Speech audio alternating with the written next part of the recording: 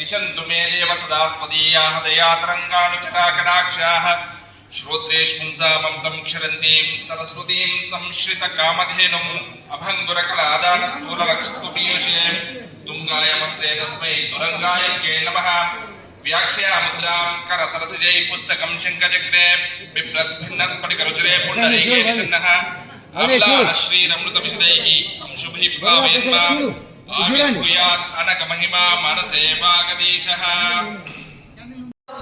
ఒకటే చెప్తుంటారు, మనం ఈ కళాశాలను నిలుపుకోవాలి. మనం దీనికోసం మనం మహార్నిషం కృషి చేసినట్టయితే బాగుంటుంది. దీని ఒక ట్రాక్ లో పడిపోతే మనకి ఇంకా ఏ ప్రాబ్లం ఉండదు. ఎందుకంటే ఇక్కడ కళాశాలకు వచ్చేటువంటి పిల్లలందరూ కూడా పేద గ్రామీణ విద్యార్థులు. అటువంటి విద్యార్థులకు ఇటువంటి సౌకర్యం ఏర్పడ్డది కాబట్టి దీన్ని కాపాడుకోవాల్సినటువంటి బాధ్యత మీ అందరిది. నేనేమంటున్నా అంటే ఇప్పుడు మన లెక్చరర్స్ కావచ్చు, ప్రిన్సిపాల్ నేను కావచ్చు, మేము వస్తాము వెళ్ళిపోతాం. ఈ కళాశాల అనేది ఈ ప్రజలందరిది, తర్వాత ఇక్కడి ప్రజాప్రతినిధులందరిది.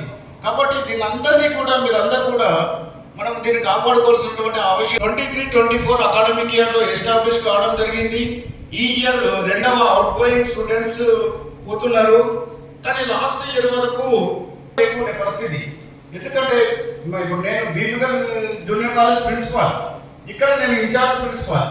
అక్కడ నుండి మేము మోర్తార్ నుండి లెక్చరర్స్ రప్పించి లాస్ట్ ఇయర్ వరకు చెప్పడం జరిగింది. స్ట్రెంత్ వరకు చూసినట్టయితే 20 నుంచి 30 వరకే ఉంటుంది లాస్ట్ ఇయర్ వరకు. ఈసారి మనకు గవర్నమెంట్ లో ఇవ్వడం వల్ల మన కళాశాలలో ఫుల్ ఫ్లెడ్జెడ్ గా స్టాఫ్ రావడం జరిగింది. దాంతో అందరి ప్రతి ఒక్కరి యొక్క పాత్ర ఉంది. ప్రజాప్రతినిధులు కావచ్చు, ముఖ్యంగా మాకు వీడీసీ చైర్మన్ రామస్వామి గారు కావచ్చు, చాలా వరకు అందరూ కూడా మాకు సహాయ సహకారాలు అందించారు. ముఖ్యంగా మాకు కళాశాల అనేది మా జడ్పీ స్కూల్లో ఉండడం జరిగింది. అక్కడ హెడ్ మాస్టర్ సాయన సార్ కూడా మాకు మంచి